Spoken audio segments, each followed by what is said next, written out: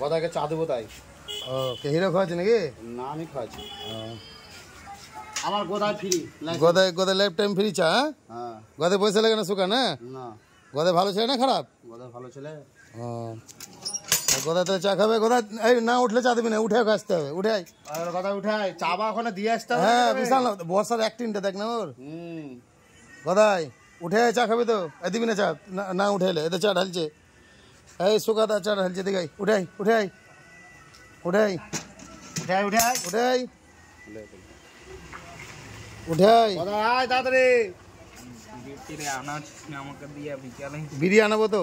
কেমন হয়েছে চাটা বলবি? হ্যাঁ